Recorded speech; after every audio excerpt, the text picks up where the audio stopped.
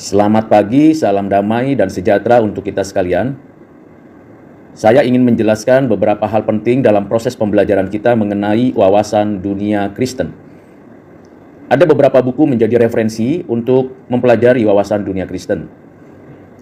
Antara lain, tulisan Abraham Kuyper yang berjudul Ceramah-ceramah mengenai Calvinisme, Albert Wolters yang berjudul Pemulihan Ciptaan, David K. Nagel yang berjudul Wawasan Dunia, Sejarah Sebuah Konsep, James Searle yang berjudul Semesta Pemikiran, Philip Graham Ricken yang berjudul Christian Worldview, dan Ronald Nash yang berjudul Iman dan Akal Budi. Dari buku-buku tersebut kita akan mengerti tentang wawasan dunia. Setiap orang memiliki wawasan dunia untuk berpikir dan bertindak dalam kehidupannya. Hal itu berdasarkan pada pengalaman, pengetahuan, dan keyakinannya yang diterimanya, dipelajarinya, diselidikinya. Wawasan dunia itu mempengaruhi dan dipengaruhi oleh keyakinan, pikiran, sikap, dan tindakan seseorang di dunia ini, baik secara individu maupun di dalam komunitas. Pada diri seseorang, wawasan dunia memiliki setidaknya beberapa bagian yang perlu untuk dipahami. Yang pertama adalah yang paling inti yang disebut belief system. Yang kedua adalah opini-opini, yang ketiga nilai-nilai, yang keempat attitude atau perilaku, yang kelima adalah behavior, perilaku, tingkah laku, tindakan, dan yang terakhir adalah skill, luaran yang menghasilkan sesuatu yang berakar dari belief system, opini, value, attitude.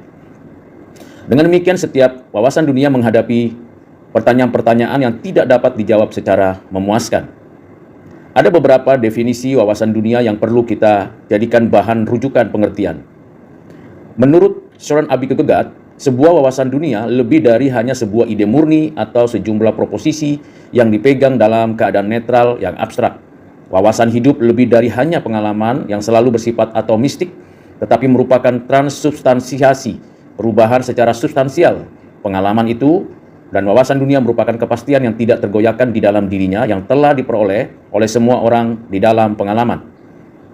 Menurut Andrew Overker, wawasan dunia adalah kumpulan presaposisi, dan keyakinan-keyakinan tentang realitas yang mewakili pandangan total tentang kehidupan. Presaposisi terpenting dalam struktur noetika adalah keyakinan mendasar dan keyakinan paling umum tentang Allah, manusia, dan dunia.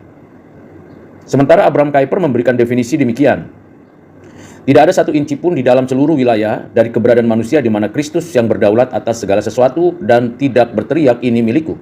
Meskipun ada perlawanan dunia, peraturan-peraturan Allah harus ditegakkan di dalam rumah tangga, dalam sekolah, dan dalam negara untuk kebaikan bangsa, seolah-olah mengukirkan pada hati nurani bangsa peraturan-peraturan Tuhan itu yang disaksikan oleh Alkitab dan ciptaan, sampai bangsa memberi hormat lagi kepada Allah. Gordon Clark memberi penegasan bahwa kekristenan adalah suatu wawasan yang komprehensif mengenai segala sesuatu. Kekristenan melihat dunia, baik material maupun spiritual, sebagai sebuah sistem yang tertata. Bagaimana menurut pandangan dari James Orr? Ia memberikan pengertiannya bahwa apa saja yang menyebabkan pembentukan wawasan dunia seseorang, hakikat kemanusiaannya, kapasitas dasarnya untuk berpikir dan bertindak, baik secara teoritis, manusia mencari pengetahuan dalam kesatuan, dalam pemahaman akan realitas, dan secara praktis, manusia termotivasi dari dirinya untuk menemukan jawaban atas pertanyaan mengapa, dari mana, kemana. Setelah kita mempelajari definisi tersebut, kita mengetahui dari referensi buku dan beberapa pemikiran yang sudah saya sampaikan tadi, ada 5 elemen utama wawasan dunia. Yang pertama metafisika, yang kedua epistemologi, yang ketiga etika, yang keempat antropologi, yang kelima teologi. Metafisika membicarakan tentang keberadaan itu, keberadaan yang tidak memiliki asal-usul baik materi atau non-materi karena keduanya ada dan hadir. Keberadaan itu adalah keberadaan Allah. Sementara keberadaan yang lain adalah keberadaan yang berasal dari Allah, diciptakan dari tidak ada menjadi ada dalam rancangan kehendaknya. Keberadaan yang lain di luar Allah adalah keberadaan yang bergantung kepada Allah yang menciptakannya, yang dipelihara, dijaga, ditopang, dan Allah berdaulat atas seluruh karya ciptaannya. Epistemologi menunjuk kepada kebenaran yang logis, kebenaran yang objektif, kebenaran yang tidak bersifat subjektif belaka, tapi kebenaran-kebenaran yang dinyatakan Tuhan. Kebenaran secara umum yang diinternalisasi di dalam seluruh karya ciptaannya. Karena seluruh kebenaran adalah kebenaran Allah, dan ketika seseorang menemukan kebenaran di karya ciptaan Allah, maka itu menjadi dorongan untuk menghasilkan pengetahuan, pengalaman, keyakinan, dan akhirnya kita mengetahui ada banyak pembentukan budaya, keagamaan, dan peradaban.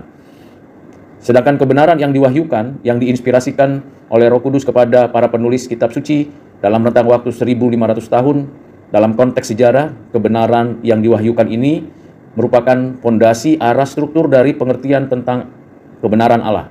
Mengenal Allah yang sejati, diri sendiri sebagai manusia, dan alam semesta, bumi, dan segala isinya. Kebenaran yang diwahyukan ini adalah kebenaran yang memberikan kepada setiap orang pilihannya untuk memiliki pengenalan akan Tuhan yang hidup, yang menghidupkannya. Dan kebenaran yang menyatakan diri, yang berkaitan dengan pribadi, Allah yang menyatakan diri melalui inkarnasi anaknya, sang kebenaran, Logos, karena dia adalah kebenaran. Kebenaran yang menyatakan diri, yang berinteraksi dengan ciptaan, yang ada di tengah-tengah dunia, berjalan di dalam sejarah dunia, dan menyatakan kerajaan Allah yang benar, yang sempurna itu. Nah, kebenaran-kebenaran itu adalah sebuah pemikiran epistemologi. Yang ketiga adalah etika.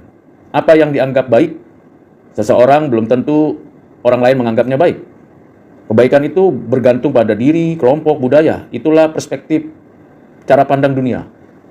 Di dalam pandangan Kristen, etika, kebaikan berakar dari moralitas Allah, kebaikan Allah, kesucian Allah, keadilan Allah. Inilah ukuran standar yang menunjukkan kebaikan. Karena segala sesuatu yang diciptakan Tuhan adalah baik adanya, teratur dan indah. Dan dalam kebaikan itulah kita bisa mengerti tentang moralitas, etika, dan sikap-sikap hidup yang baik. Dan kebaikan selalu merujuk kepada kebenaran. Dan kebenaran selalu berkaitan dengan dirinya Allah sendiri. Yang keempat adalah antropologi, di mana di dalam Alkitab kita mengerti tentang siapakah manusia. Imago Dei, gambar rupa Allah, the Mutselem, yang mewakili Allah di bumi untuk memerintah, menguasai, mengelola bumi dan segala isinya, yang memiliki pengetahuan, keadilan, dan kesucian. Sebagai Imago Dei, image of God, manusia memiliki hal yang paling prinsipal, yaitu manusia memiliki akal budi, memiliki kehendak, memiliki afeksi. Sekaligus juga saat yang di dalam ketiganya itu, manusia memiliki kebebasan. Di dalam keberadaannya sebagai Imago Dei, manusia memiliki makna sebagai makhluk rasional yang selalu mengoptimalkan pemikirannya supaya bisa menemukan, merumuskan kebenaran yang ada di alam, kebenaran yang diwahyukan, dan mengenal Allah dengan pengertian yang benar, yang objektif, yang logis. Manusia juga adalah makhluk yang memiliki kapasitas untuk membangun relasi dengan Tuhan, relasi dengan diri, dengan sesama, dengan lingkungan. Dengan pengertian ini, manusia bergantung sepenuhnya kepada Tuhan, tetapi sekaligus berkolaborasi, bekerjasama dengan sesama, sekaligus juga berdampingan hidup dengan alam dan ciptaan yang lain. Manusia sebagai makhluk yang diberikan kapabilitas untuk mengelola bumi, tidak hanya menguasai dan mengambil sumber daya yang ada, tetapi juga memeliharanya sebagai bagian daripada ibadah kepada Tuhan. Sebagai image of God, tentu unsur yang ada pada diri manusia ada dua, yaitu tubuh dan roh. Satu kesatuan yang tidak terpisahkan. Kalau ada keterpisahan, ini menyebabkan manusia mengalami yang disebut dengan kematian. Sebagai tubuh dan roh, satu kesatuan yang bernilai dan berharga. Kita tidak menerima atau menolak pernyataan bahwa manusia itu hanya materi saja, atau manusia itu hanya jiwa atau roh saja. Tidak demikian, satu kesatuan. Bukan makhluk binatang, bukan tumbuhan, bukan malaikat, tapi manusia satu kesatuan tubuh dan roh. Dan tentunya juga kita tahu bahwa hanya ada dua jenis kelamin, laki-laki dan perempuan. Tidak ada yang ketiga atau yang keempat dan seterusnya. Yang kelima adalah pemikiran tentang teologi. Mengenal Allah yang benar, mengenal Allah yang suci, mengenal Allah yang seutuhnya, yang dinyatakan di dalam Alkitab. Yang mewahyukan dirinya secara progresif, dan kita bisa membaca melalui Alkitab, melalui firman dari kitab Kejadian sampai Wahyu, pengenalan akan dirinya Allah, baik naturnya, atributnya, karyanya, dan seluruh tatanan yang dinyatakannya kepada kita. Nah, ini adalah 5 hal secara singkat yang berkaitan dengan elemen wawasan dunia. Saya kembali menyampaikan ada metafisika, epistemologi, etika, antropologi, dan teologi. Mengapa kita perlu membahas dan mempelajari wawasan dunia? Karena kita adalah makhluk teoritis dan makhluk praktis. Kita tidak bisa memisahkan keberadaan kita sebagai makhluk teoritis dan praktis. Bisa kita bedakan, tetapi tidak bisa dipisahkan. Selalu apa yang kita lakukan itu berawal dari pemikiran kita. Dan pemikiran kita bisa berkomunikasi, berinteraksi dengan apa yang kita lakukan, sehingga membentuk wawasan di dalam pemikiran kita. Yang kedua, karena kita sebagai orang Kristen memiliki cara pandang wawasan dunia Kristen, yang berbasiskan kepada ajaran Alkitab, yang berpusatkan kepada Allah yang berdaulat, dan Kristus sebagai Raja dalam kehidupan kita. Dan kita memiliki dasar yang teguh untuk bisa menjalankan kehidupan sebagai orang Kristen. Tentunya kita bisa menyelidiki, mengevaluasi apa yang menjadi tantangan kita. Karena itu kita bisa memisah-misahkan dan membeda-bedakan mana wawasan dunia yang memiliki core belief yang mirip sama, walaupun ada beberapa perbedaan yang berkaitan dengan hal-hal praktis, tetapi juga ada wawasan dunia yang memiliki sungguh-sungguh perbedaan, tetapi ada titik temu yang bisa menjadi jalan untuk berinteraksi dengan pihak-pihak yang berbeda itu. Tetapi yang ketiga ada wawasan dunia yang sangat bertolak belakang dengan kekristenan. Nah, ini kita perlu melakukan suatu penebusan dan transformasi yang utuh.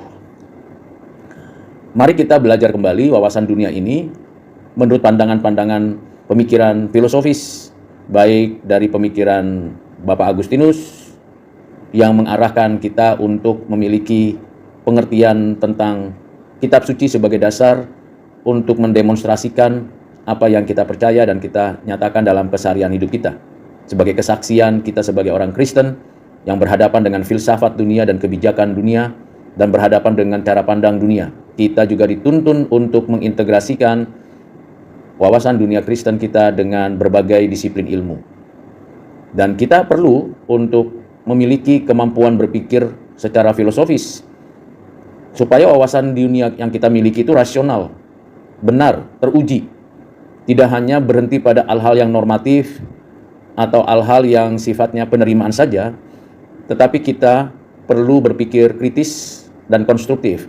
Tidak hanya mengkritik atau memberikan teguran, evaluasi, tetapi memberikan suatu solusi konstruktif agar kita benar-benar memiliki wawasan dunia Kristen yang bermakna bagi pihak lain, termasuk untuk hidup kita. Maka di dalam kaitannya dengan filsafat, wawasan dunia Kristen kita itu harusnya bersifat konstruktif untuk berupaya memunculkan visi yang mengatur semua tatanan dan relevan dengan kehidupan kita saat ini. Misalnya berkaitan dengan fondasi metafisika. Kita tahu Allah yang menciptakan dunia dan tidak ada satupun yang ada ini bukan hasil ciptaan Tuhan. Tuhanlah yang menyatakan kehendaknya dan semuanya di dalam keputusan bebasnya Tuhan untuk menciptakan segala sesuatu dan di bawah kendali Tuhan sendiri. Dan tentunya kita sebagai orang percaya yang mengerti tentang keberadaan Allah berdasarkan anugerahnya oleh Roh Kudus, kita meyakini bahwa wawasan dunia Kristen kita itu berakar mulai dari penyataan Tuhan kepada kita melalui firman-Nya. Dan melalui firman-Nya kita memiliki kekuatan mengerti dan memahami tentang alam. Dan pengalaman-pengalaman kita seharusnya dituntun, diarahkan sesuai dengan apa yang diajarkan di dalam Alkitab. Bukan hanya sekedar kita mengerti secara dogmatika, tetapi kita menghidupi pengajaran-pengajaran Alkitab sepanjang waktu dalam kehidupan kita bagi kemuliaan Allah. Dengan demikian, kita memiliki dasar moral di dalam bertindak. Mana yang baik yang harus kita ikuti dan kita lakukan, dan mana yang buruk, yang jahat yang harus kita tolak dan singkirkan. Kita memerlukan suatu upaya yang disebut dengan progressive sanctification. Dan akhirnya kita menyadari status kita sebagai gambar rupa Allah, yang sungguh-sungguh kita syukuri kepada Tuhan karena pengenalan diri kita sebagai gambar rupa Allah mendorong kita untuk bergantung sepenuhnya kepada Tuhan. Dan kita bersyukur karena di dalam kesadaran akan adanya dosa dalam diri kita dan kemauan kita yang didorong oleh Roh Kudus, sehingga kita menerima belas kasihan Tuhan, menikmati pengampunan Tuhan, dan mengharapkan selalu hidup yang diperbaharui oleh Tuhan. Dan akhirnya kita memiliki hubungan pribadi dengan Tuhan dengan benar, dan memanifestasikan hubungan tersebut dalam setiap kehidupan kita, baik dalam relasi kita dengan Tuhan, dengan diri, dengan sesama.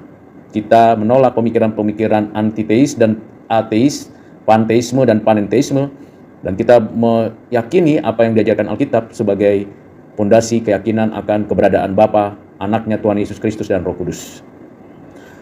Kiranya apa yang sudah dijelaskan tentang elemen wawasan dunia Kristen ini menolong kita memiliki hidup yang benar, yang sesuai dengan kehendak Allah sendiri. Kesimpulannya, keunikan wawasan dunia Kristen pertama bersifat teosentris. Allah yang berdaulat atas segala sesuatu, hidupku dan alam semesta dan seluruh yang ada, memelihara, menjaga, menopang semuanya. Allah yang mengatur dan menata untuk kebaikan bagi kemuliaannya. Yang kedua, Christ Center, bahwa ada satu keunikan yang sangat sentral, yaitu saya ada dan hidup di dalam Kristus. Kristus yang menjadi pengantara saya dengan Allah dan sesama. Kristus menjadi teladan dalam hidupku, dan Kristus yang menjadi pusat dalam segala aktivitas persekutuan, keutuhan, kesatuan, dan segala sesuatu bersifat Kristus. Yang ketiga adalah bagaimana kita menyadari perjalanan sejarah hidup kita, mulai dari penciptaan, keberadaan kita yang sudah berdosa, kejatuhan, dan karya penebusan Kristus, anugerah, yang mendahului respon kita, dan di dalam respon kita pun kita menikmati anugerah yang menebus hidup kita, dan penyempurnaan dalam progressive sanctification, dan kita bersyukur nantinya kita menikmati hidup yang kekal di langit dan bumi yang baru. Dengan demikian, kesimpulan ini menolong kita merumuskan kembali, mengevaluasi kembali wawasan dunia yang pernah kita pelajari, kita ketahui, kita hidupi sampai dengan sekarang. Kiranya Tuhan menolong, menyertai, dan membimbing kita. Amin.